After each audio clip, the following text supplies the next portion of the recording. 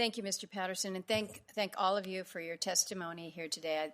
As I listen to the comments that you have made, it just reinforces to me why we set out on this commission in the first place, to really focus in on what more we can be doing when it comes to the health and well-being of Native children, and a recognition that there is no one thing. We just can't focus on education. We just can't focus on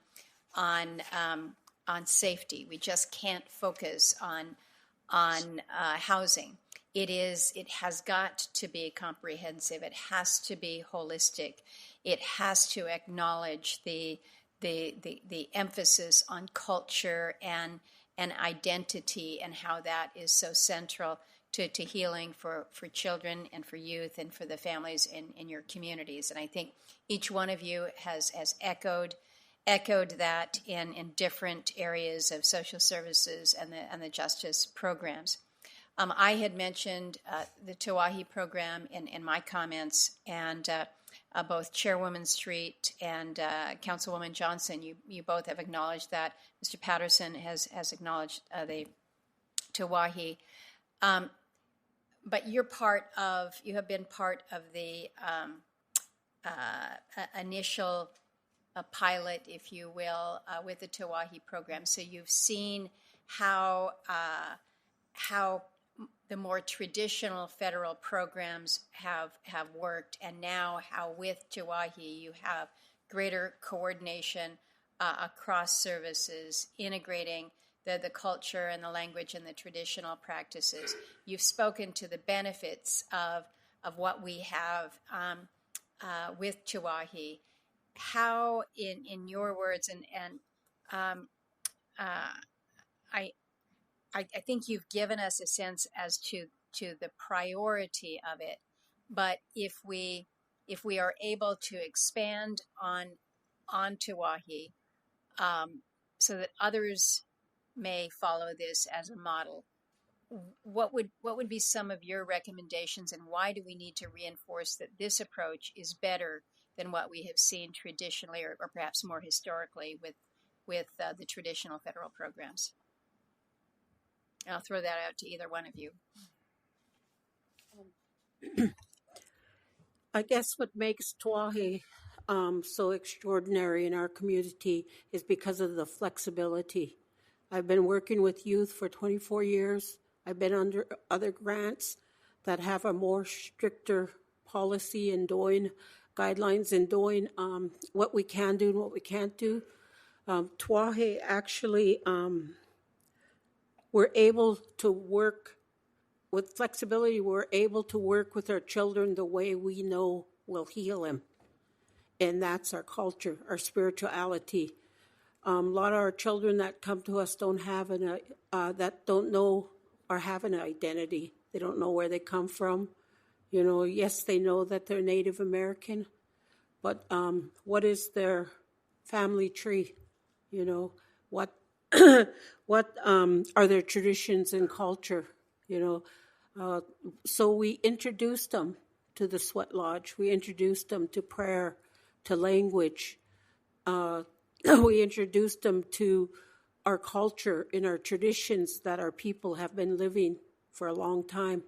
We're very fortunate to have spiritual leaders in every aspect of our Tauahi, whether it's from the juvenile justice that we do to the family wellness, has a cultural component in it, a holistic healing component where we want our children to heal. And I know I'm living proof that it was the holistic healing in our traditional ceremonies that have saved me.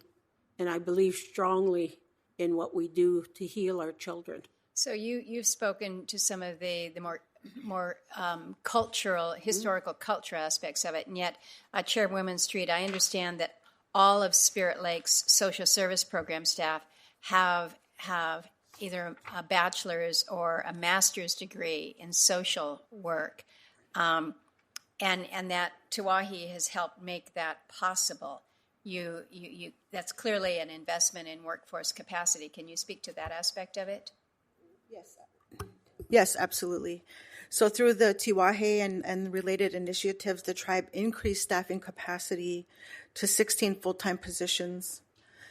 They're serving a population of more than 2,400 children within our boundaries. The program is made up of entirely enrolled members. The majority are from the Spirit Lake area, our own people that have been educated and are serving our own communities. This expansion has allowed tribal social services to safely manage foster care, CPS, and prevention caseloads, which improve oversight, documentation, and accountability. And equally important, the Tiwahe supported the education, like you're mentioning, of the professional advancement of the tribal workforce. And as a result of that, we have 2 staff members who now hold Master Social Work degrees, 8 staff members who hold Bachelor of Science in Social Work degrees, and 6 staff members who hold Associate of Arts in Social Work degrees.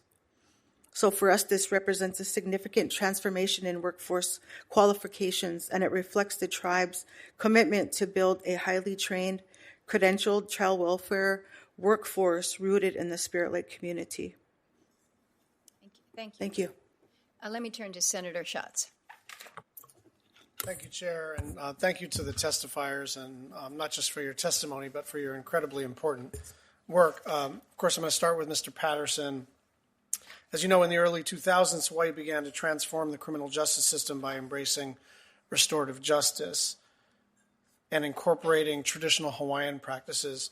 How did this shift improve the juvenile justice system in the state to reduce recidivism among Native Hawaiians?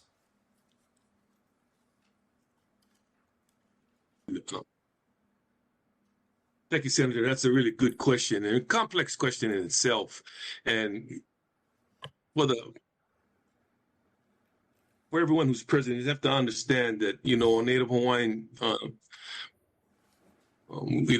we are in and among the community in the state of Hawaii. We're not apart.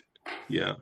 And so, though we are the highest in the criminal justice system, there came a point from the perspective of our family court where the judges took the leadership and basically said, we are no longer going to put children in prison. We're not going to put children in prison. And so once the judges made that announcement, they needed to figure out how they were going to do that. And so that's when the Office of Youth Service stepped up and began to create the collaborative leadership that needed to bring state agencies together with their community service providers and start looking at things that they wanted to see that included trauma-informed care, restorative justice methods, and cultural programming. A lot of that was already going on among the community organizations.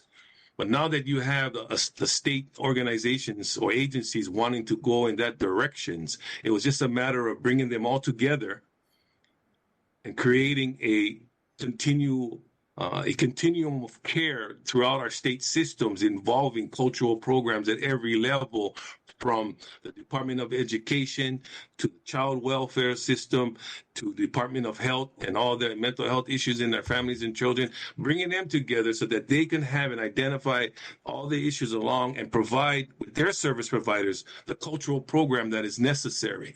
This was pretty profound and innovative at the time 15 years ago, but they said, let's do it, let's do this, let's try it. And basically what we did is we gave the judges tools in their decision making to say, okay, we're not going to send you here, we're going to send you there, right?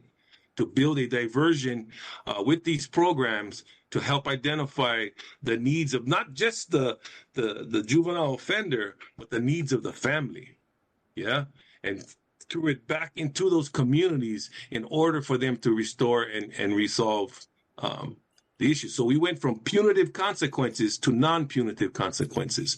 They did not have consequences for their crimes, but they were just given non-punitive consequences where they had to have actionable things to do back in their communities so that they can improve on their behavior. And that was the real success in lowering the incarceration of the Native Hawaiian population and the overall population as well. I think even as of today, on a population of 1.5 million, the Hawaii Youth Correctional Facility houses 20 youth at this time. That's incredible. Mr. 4 or Patterson, 5 would probably be girls. Yeah, I'm sorry, go ahead. No, the final question I have for you is just if you could talk to me about how the specialty courts, including women and girls courts, have sort of been essential to getting these good outcomes. It seems to me that without these specialty courts, it would be a little more difficult to deal with these things as a kind of public health problem, as a family and a community problem, and not, narrowly as a criminal justice question. Just talk to me about the roles of those specialty courts. The most successful of our specialty courts, of course, family court as a whole. And within family court, you have another court that has grown nationally, given national attention. This is our girls' court. Yeah, they've demonstrated that we can create specialized culturally grounded courts designed specifically for justice-involved girls and runaway youth. We can keep Native kids out of incarceration entirely. These programs work because they are built on 3 core principles. Yeah, culture is central. Yeah. When young people reconnect to identity, language, place, and community, they stabilize. Culture becomes the protective factor that keeps them safe. Second, healing and accountability happen together. A specialized juvenile court brings judges, clinicians, educators, cultural practitioners, and peer mentors into one coordinated team. Instead of pushing youth deeper into the system, the courts wraps around them and their families with structure, support, and clear expectations. And third, we measure success by long-term stability, school engagement, family reconnection, cultural participation, and wellness, not by how many sanctions we impose. Yeah, those are the 3 things that are especially used in creating our courts and being successful, Senate. Thank you very much. And I'll just add the one amendment that I wanted to flag. I know I'm going to get a yes from the testifier, so I'll just, in the interest of time, just flag it. There is a really good idea for a hotline.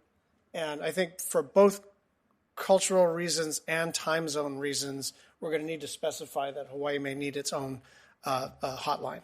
Thank you. Well, Alaska and Hawaii. Alaska and Hawaii, yes. Excuse me. Yeah, and we're cousins, yes. Registered. Thank you. Senator Daines. Chair Murkowski, thank you. Again, I want to welcome Councilwoman Joan Johnson from Harlem, Montana. Thanks again for coming before this committee. I certainly appreciate the opportunity to have a discussion to talk public safety for our Native communities, particularly Native youth. I applaud the Trump administration's immediate actions to close the southern border and dispatch law enforcement personnel to Indian country. And the opening of that new FBI field office in Billings bodes well for future cooperation between our state, tribal, and federal partners to address violent crime on reservations. I'm really glad to have our U.S. Attorney Kurt Almy there in Billings, who I know is passionate on this issue. With more law enforcement resources certainly needed, there's still more, of course, that needs to be done to address public safety than just arrests and drug interdictions. Councilwoman Johnson, the Fort Belknap Indian community were amongst the first tribes in the country to participate in the Tawani Initiative. Through this pilot program, the tribe received funding to strengthen and integrate services to better serve young people on the reservation, as you mentioned, also to help the parents. You're also addressing the youth, but also the parents to break, as you say, some of the generational trauma that's passed on. My question for you is, could you explain briefly the biggest impacts you've seen since implementing the Tawani framework? I have to answer. Sorry. I guess I'd have to answer that in a spiritual way. We're helping them find their culture, their identity, in knowing who they are, and like receiving a native name, understanding the language. And when they first started, a lot of our clients, they didn't even know where they came from. So the 6 elders that come on board with Tuahe that have been with us since the beginning, they they taught them about our culture and traditional. Thank you. You mentioned about the results, the efficacy of the program we met this morning. In the first 4 years of the program, the Fort Belknap saw decreases in child abuse cases, family assaults, and elder abuse cases. The juvenile recidivism rate decreased, I believe you told me, from 80% to 35%, and the number of program participants increased. Has the Fort Belknap tribe been able to, reservation I should say, been able to sustain that success over the last 4 years? Yes, we have through our culturally infused alternative sentencing, meaning that they are with their culture, teaching these kids who they are so they grow up with identity, simply like having a native name, learning the language, learning about ceremonies like Sundance, fasting, circles, knowing their self-worth, knowing they are worthy and loved. And a lot of these kids never thought they were. Teaching parents how to be supportive of their children. As I stated earlier in our conversation, that not only do we work with the youth, the parents kind of fell in where we're kind of teaching the parents how to be a role model, how to support their child, and how to love them, not only emotionally but physically too. When these kids learn to love themselves, they stop recidivizing because they're, like I said, when they come in, there's no identity. They feel abandoned. They have anger issues. You know, some of them come in with addiction. And so, and these kids want to go to school. They don't want to go to school hungry. They don't want to go to school and be bullied because of the lifestyle that they live. They just want to go to school and get an education and have a better life. And they want their parents to love them and support them.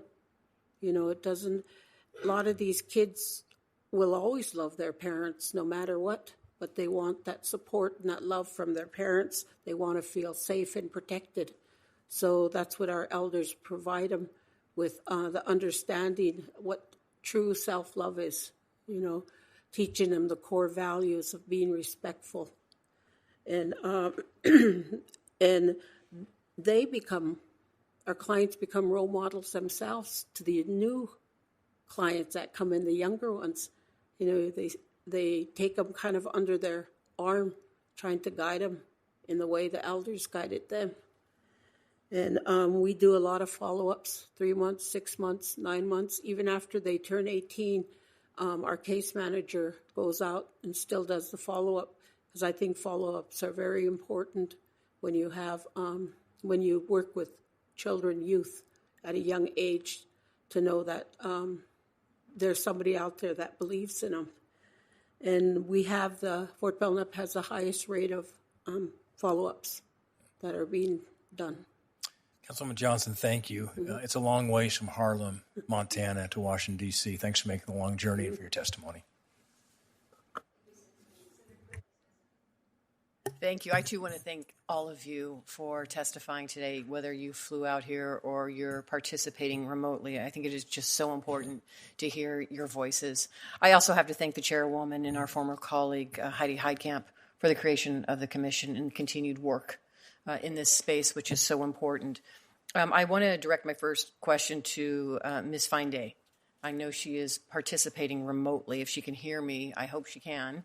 I would love to talk to you a little bit about some of the work that you did on the commission, and specifically not just the Alice Spotted Bear Commission, but there was also a field hearing for the Not Invisible Act Commission, and there was a report that came out from that as well. Both commissions and their reports were consistent in one thing. Well, there were a number of things, but one I want to talk about, which is this overarching topic that there's a lack of information sharing and coordination between non-tribal and tribal governments. And specifically, this is my concern, and a number of us have been talking about this. Here's an example. Many social media and tech companies don't even honor warrants for electronic evidence issued by tribal courts, but they do if you're a non-tribal court. As we all know, anybody who works in law enforcement, when there's a delay in getting the evidence, it really is a delay to access to justice and preventing justice, and particularly in our tribal communities. I'm wondering, Ms. Fineday, if you can touch a little bit more about the concerns about this lack of information sharing and some of the recommendations in the report, if you can hear me. I can hear you. Can you hear me? Yes. Okay, great. Thank you for that question. That's something that came up frequently in my work as a tribal judge. And you can imagine working on the White Earth Indian Reservation in northwest Minnesota in a very rural area, sparsely populated. And when law enforcement was not in communication, when our tribal law enforcement often did not have the ability to access the same information streams that county and state law enforcement agencies accessed. So it could be state-generated information, or it could have been and could still be today federally generated information. And this could be something as simple as trying to locate a person and or having a missing person or a missing child. I think Minnesota has done a good job of integrating those systems in Minnesota, but I don't think that is the case nationally. And one of the things that we brought up in the state of Minnesota was we have Amber Alerts when there is a missing child, but the Amber Alerts did not include tribal children because the tribe's systems didn't talk to the state systems. Their databases weren't connected, and they didn't have a mechanism for sharing that kind of information. So that's kind of an extreme example, but it takes work, and and then every state is different. Right. Every state has its own way of handling citations or so agreements to share that information need to be hammered out between each state and each tribe, and it can lead to. I had a situation where a mother was deceased, and the father took the child to a state court and got custody of that child. He had a birth certificate and mom was deceased, but he had a number of criminal charges against him regarding that child, but the state was not aware of that because it was in a tribal system. Yeah. So yes, that arises many times and takes a lot of work and effort and communication on building partnerships with our local law enforcement agencies to be able to share information and work out a way that information is routinely shared.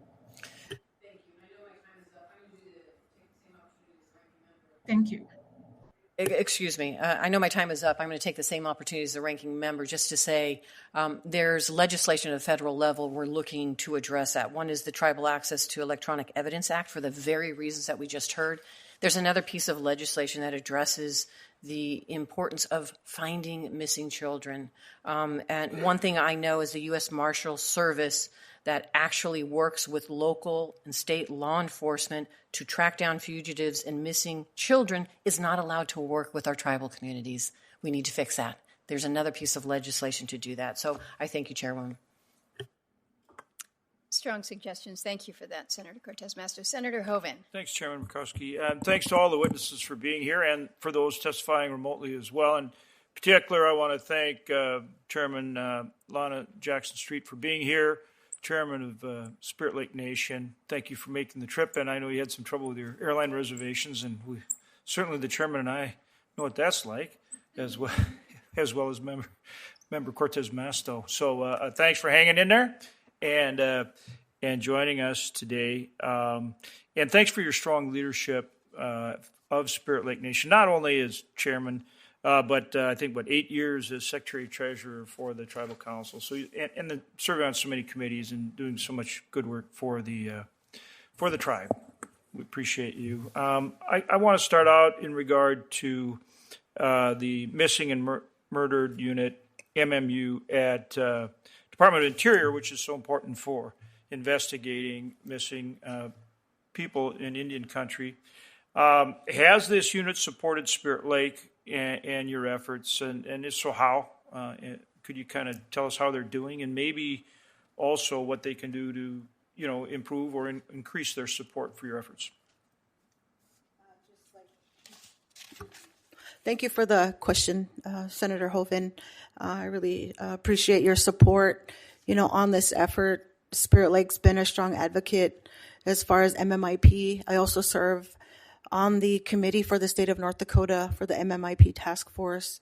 Recently, the state of North Dakota did pass and approve the MMIP task force for tribal nations within Indian country. And so Spirit Lake, is very familiar with the issues that we face with MMIP. When I talked earlier about our missing individuals, Gemini Posey, Isaac Hunt, Lyndon Graybear, just to name a few, Savannah Graywind, who we now have an act after. So Spirit Lake is, it's not unfamiliar territory for us. And we ourselves had faced, a lot of those challenges in working with, our partners now that we've been able to establish, MOUs with the state of North Dakota. And, Savannah's act, it was great and, provided that structure for us. And through that, we've been able to also develop our own incident task force within our own tribal community because we had faced so many missing persons within our tribe.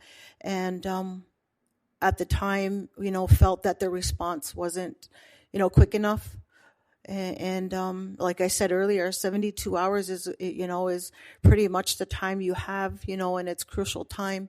And so by being able to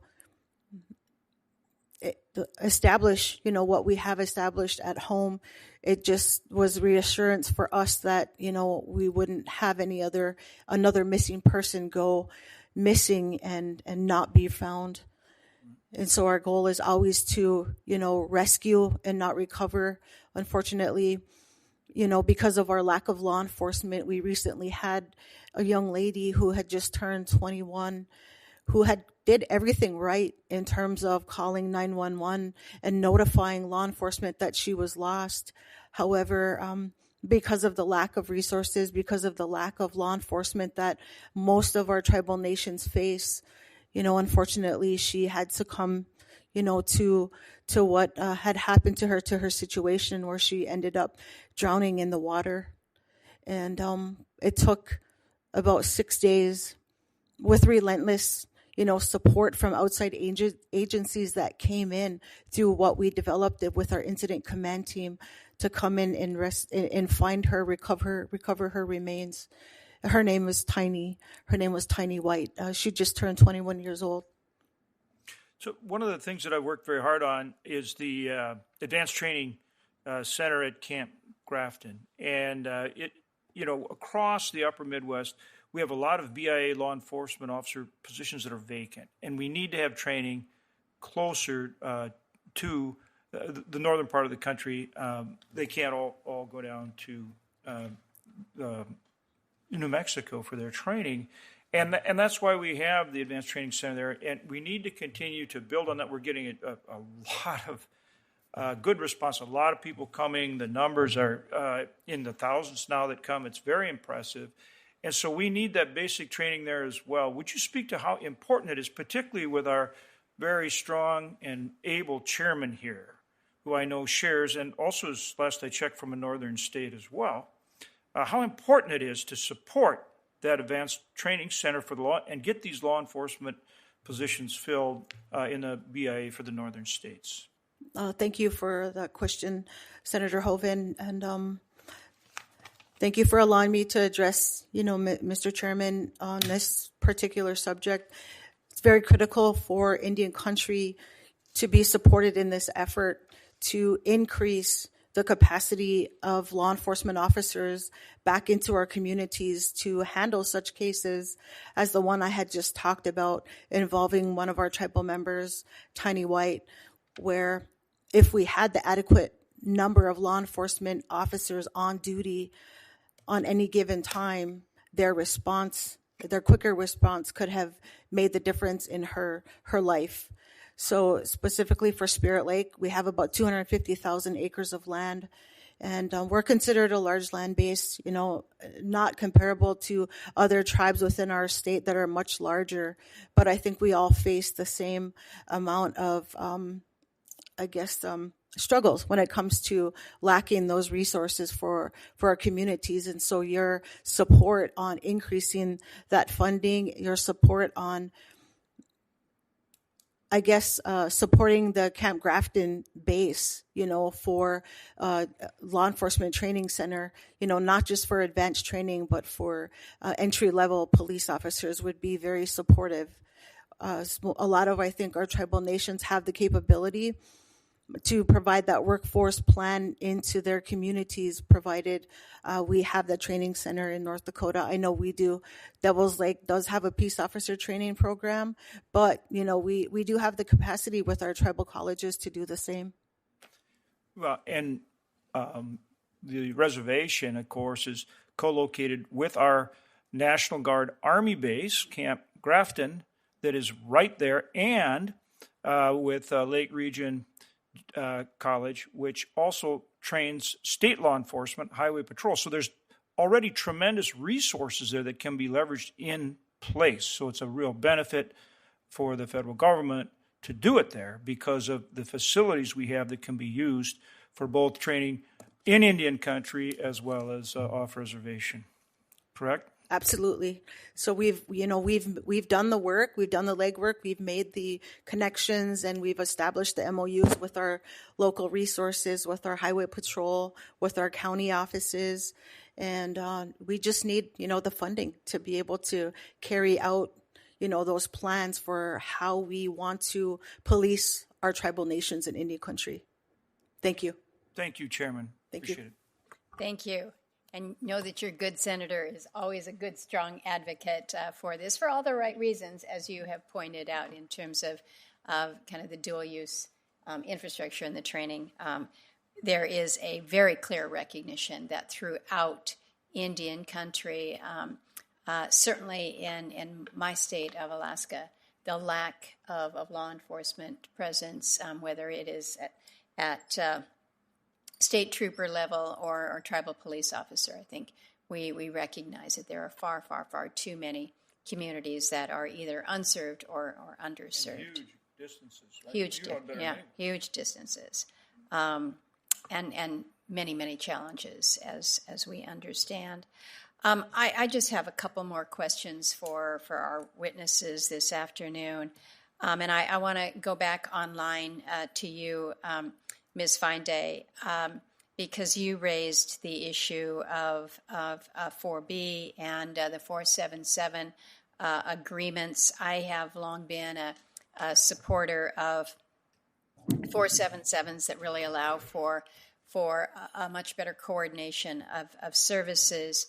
But we're seeing that our federal agencies are increasingly limiting access to 477, particularly at Interior. But I think what you said, I think you said burden in administering 4Bs.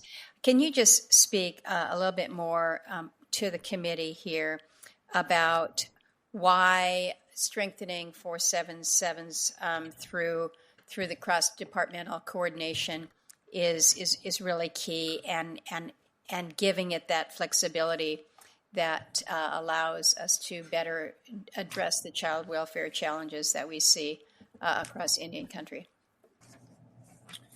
Yes, I would just say, so I'm sure you know this better than I do. 477, it started in 2000, in the year 2000, and it allows tribes and tribal organizations more flexibility in funding. And then it was expanded in 2017 to include 12 departments and that became eligible to be included in these 477 programs. And the BIA is the lead agency in developing these 477 plans. And there are currently 67 tribal plans, 477 plans in 18 states. And what 477 does is it reduces paperwork, it consolidates services, it focuses on client needs, and it uses existing funding more efficiently. So it's taking programs that are operated, and I don't have the names of the federal agencies in front of me right now, but the Children's Bureau and ACF is currently not one of the programs that participates in 477. So in expanding 477 to include the Children's Bureau or ACF could possibly allow tribes to access 4E funding and 4B funding through a 477 plan. And you could combine that into the 477, and it would transform tribal child welfare, I believe, and it would also form a component for family stability and would support cross-training and could just really transform the services that are available in Indian country, because most tribes are not able to access that funding at all today. Thank you for that. I want to direct a question to you, Ms. Jump, and this is about FIPSA and the importance of reauthorizing that. They're still getting appropriations, but it has not been reauthorized since 2015, and it lacks the statutory authorization for tribal and culturally specific services. So that's one of the reasons why we've included these provisions in our discussion draft. Can you speak a little bit more about why it is important that we have clear authorization for tribes and culturally specific programs? I mean, I think there's no dispute about the need that our children have for these services that are more culturally connected as they're facing their trauma. But we've been there. You have some who say, well, you have money that is still being directed to FIPSA, so the reauthorization is perhaps not as key to that. But can you address that piece of it? Because that's another piece to this bigger puzzle that we've been trying to put together. Yes. So, wait. No, I'm sorry, Ms. Fineday. I had directed this to Ms. Jump. Oh, I'm sorry. Okay. Sorry. Go ahead. Okay, sorry about that. That was confusing. I thought you were talking and I didn't see your mouth moving. It's pretty amazing. I was throwing my voice. Yeah. Actually, as you know, FIPSA is the major funding source for domestic violence shelters, tribal or state coalitions, and national resource centers. For the past 40 years, they've been doing that work. And it was last authorized, as you mentioned, in 2010. And so it's been expired now for 10 years. Advocates have been working on reauthorization without success, which is probably the biggest reason why I'm so excited about this proposed legislation. As you said, Congress has continued to provide funding, but without authorization, the funding really is at risk. As you know, just last year, the Unauthorized Spending Accountability Act was introduced, which would have reduced appropriations for unauthorized programs over a 3-year period, resulting in eventual termination.